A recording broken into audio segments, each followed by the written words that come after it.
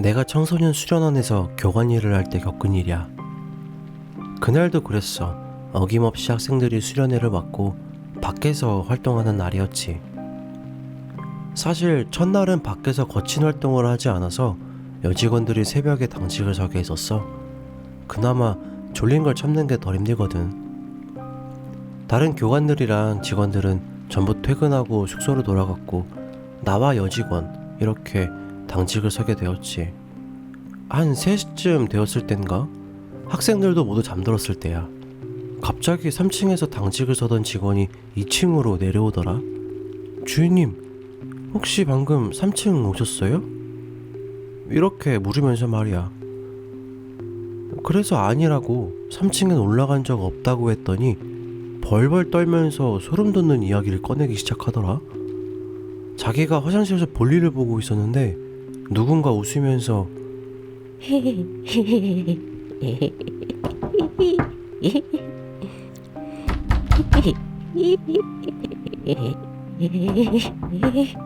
이렇게 섬뜩하게 문을 두드렸다고 하는 거야. 설마 학생이겠지? 라는 생각으로 문을 열고 밖으로 나왔는데 아무도 없었다는 거야.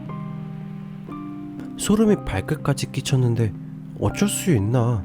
그래도 확인은 해야 하니 CCTV를 확인하러 갔어. CCTV에는 여직원이 화장실로 들어가는 모습이 선명하게 찍혀 있었지. 그리고 다시 나오는 장면. 여직원 외에 다른 여자가 그곳을 드나든 모습은 전혀 보이지 않았어. 그래도 혹시 모르니 여직원에게 망을 보게 시킨 뒤 화장실을 확인해 봤는데도 아무런 흔적도 보이지 않더라.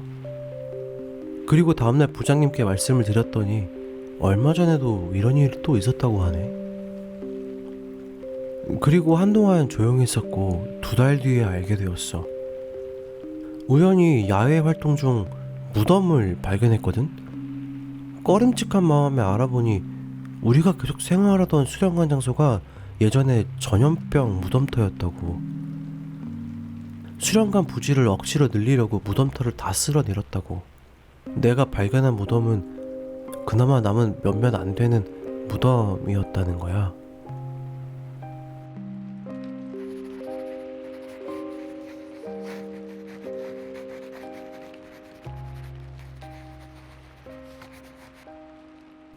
이건 우리 언니가 겪은 인생에서 몇 되지 않는 소름 돋는 이야기야. 언니는 결혼을 하고 나서 직장을 그만두었지만 직장에 다닐 때 매우 친한 친구가 있었다고 해. 나이도 비슷했고 굉장히 활발한 성격에 부침성도 좋아서 꽤나 친하게 지냈었대. 제이씨라고 부를게. 2월달 쯤일 거야. 곧 발렌타인데이를 앞두고 있을 때라 제이씨와 함께 초콜릿을 사러 갔었다고 해. 뭐 언니는 당연히 지금의 남편이랑 사귀고 있을 때라 남자친구를 위한 거랑 직장 동료 몇몇 선물할 초콜릿을 샀다고 했어. 그렇게 초콜릿을 사고 제이씨와 걷고 있었는데 제이씨가 산 초콜릿 중 유난히 비싼 초콜릿이 하나 섞여 있었다는 거야. 제이씨는 남자친구가 없던 터라 언니는 장난스레 물어봤대. 이 비싼 초콜릿은 누굴 위한 초콜릿이냐며.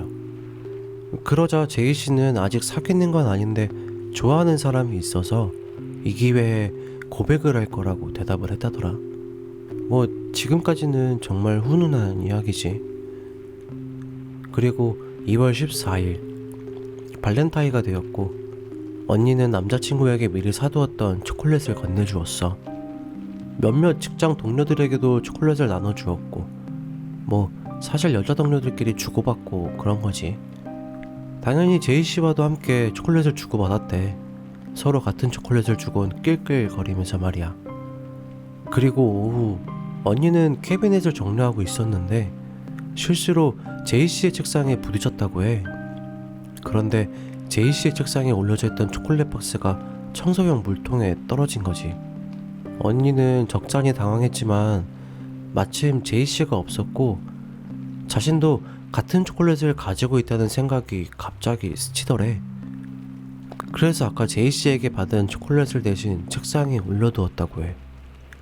뭐 어차피 같은 초콜릿이고 언니만 조용하면 문제될 건 아무것도 없으니까 말이야. 그리고 다음날 언니는 아무렇지 않게 평소처럼 회사에 출근했는데 제이씨가 언니를 보며 눕더라는 거야. 어라? 언니 어제 준 초콜릿 아직 안 먹었어?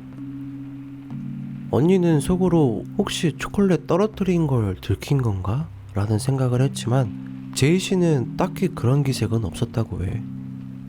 뭐 어제 있던 일이고 크게 문제가 될 일은 아니니 어제 피곤해서 잤다고 오늘 먹겠다고 말했대.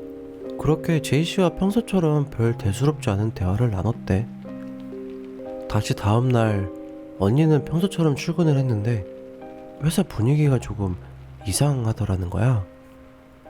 어둡고 뭔가 형용할 수 없이 무거운 분위기였대. 그때 동료가 언니에게 와서 충격적인 이야기를 했대. 어제 제이씨가 죽었다고. 자택에서 죽은 걸 어머니가 발견했다고. 바로 어제까지 건강한 모습으로 즐겁게 이야기한 걸 생각하자 슬프기보다는 어이가 없었대. 그런데 더 충격적인 건 얼마 뒤에 알게 된 사실이야. 제이씨는 자살을 했다는 거야. 유서는 발견되지 않았지만 음독사였다고. 언니는 그 이야기를 듣고 진짜 슬픈 날들을 보냈어. 얼마나 힘들었으면 자살을 할 생각을 했을까? 그렇게 친했으면서 아무것도 도와주지 못했을까? 이런 생각들을 하면서 내가 보기에도 정말 쓸쓸하고 괴로워 보였지. 그렇게 1년이 흘렀고 언니는 지금 남편과 결혼을 하고 임신까지 하게 되었어. 친구를 잃은 슬픔은 점차 누그러지고 있었지 뭐. 그런데 얼마 지나지 않아 언니가 다시 우울해 보이는 거야. 이전과는 다르게 제이씨가 죽었을 때보다 더욱 우울해 보였어. 그래서 난 언니에게 무슨 일이냐고 물어봤지. 그리고 언니에게서 들은 이야기는 너무나도 충격적이었어. 지금의 형부가 언니의 남자친구일 때 그 1년 전에 제이씨에게 고백을 받았다는 거야. 친구의 남자친구라 참고 있었지만 도저히 마음을 숨기지 못해 초콜릿과 함께 고백했다고. 이대로는 자살을 하거나 언니를 죽일지도 모르겠다라는 무서운 말을 하면서 말이야. 형부는 적잖이 놀랐지만 제이씨와는 만날 생각이 없었고 언니와 결혼할 생각이라고 제이씨를 달랬다고 해. 그럼 제이씨가 자살을 한 이유가 형부에게 차였기 때문이었나? 이렇게 생각하고 있을 찰나 언니가 중얼거리더라. 차라리 자살이었으면 좋았을 텐데. 굉장히 섬뜩했고 별의별 생각이 다 들게 만드는 한마디였어. 언니는 떠올렸다는 거야. 초콜릿 안 먹었냐는 제이씨의 물음을. 자살로 보기엔 유서도 없고 너무나 갑작스러운 죽음. 자살을 하거나 자신을 죽일 것 같다는 제이씨의 말. 그날 바뀌어버린 서로의 초콜릿 박스. 나는 억측이라며 그럴 수 있냐며 언니를 진정시켰지만 속으로는 모든 게 맞아떨어진다는 생각을 하고 있게 되더라. 물론 태아에게 좋지 않을까봐 언니에게는 억측이라고 했지만 만약 이게 맞다면 언니가 너무 불쌍하다는 그런 생각이 자꾸 드네.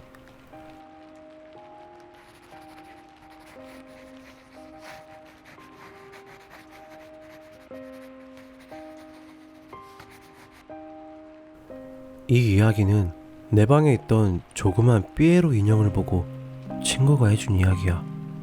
오래전 한 소녀가 있었대. 그 소녀는 여느 다른 아이들처럼 웃는 얼굴을 볼 수가 없었대. 그게 부모들에겐 항상 마음이 아팠고 걱정이었지. 그래서 부모는 아이의 생일날 장난감 가게에 데려가 소녀가 정말로 원하는 인형을 사주기로 했다는 거야. 소녀의 생일날 부모와 함께 장난감 가게에서 하루를 보내고 있을 때 갑자기 소녀가 한 인형 앞에서 까르르 하며 웃기 시작했대. 소녀의 부모는 소녀가 이렇게 즐겁게 웃는 건 처음이라 당장 그 인형을 사주겠다 마음을 먹었다더라. 그 인형을 보기 전까지 말이야. 삐에로 인형이었대. 가게 앞쪽이 아닌 맨 구석 거꾸로 매달려 있는 조금 기괴하게 생긴 삐에로 인형. 아무래도 섬뜩한 생각이 들어서였을까? 부모는 선뜻 삐에로 인형을 소녀에게 사주기가 어려웠대. 하지만 다른 인형을 보아도 소녀는 웃지 않았고 결국 부모는 소녀의 마음에 든 그 삐에로 인형을 사주려고 했대. 그런데 왜일까? 장난감 가게 주인은 그 인형은 파는 게 아니라며 이유도 없이 부모를 말리더래. 하지만 어쩔 수 있나? 소녀의 웃음이 간절했던 부모는 양보할 수가 없었지. 1시간 동안이나 가게 주인과 실랑이 끝에 삐에로 인형을 사게 되었고 주인은 한 가지 조건을 부모에게 말해주었대. 절대로 이 삐에로 인형과 단둘이 있으면 안 됩니다. 이 말을 들은 부모는 섬뜩한 기분이 들었지만 큰일이야 있겠나 싶어 대수롭지 않게 넘겼다더라. 그런데 무슨 일일까? 소녀는 삐에로 인형을 본 뒤로 다른 아이들처럼 환하게 까르르 웃을 수 있었고 부모는 너무 감격적이었대. 그렇게 평화로운 날들이 지났고 한 통의 전화로 이 모든 행복은 끝이 나. 어느 날 집으로 한 통의 전화가 왔대.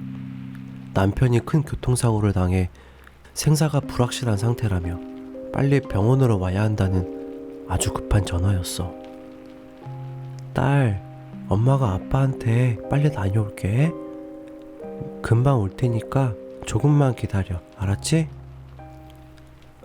이 말을 남기고 엄마는 병원으로 달려갔고 다행히 수술은 잘 되어 입원 치료 후 완쾌가 된다는 희망적인 답변을 들었대. 이제야 한시름 놓은 엄마는 털썩 의자에 앉았고 그 찰나 잊고 있던 기억이 생각났대. 장난감 가게의 주인이 했던 말. 절대 삐에로 인형과 단둘이 있으면 안 된다는 그 말. 별일 없겠지.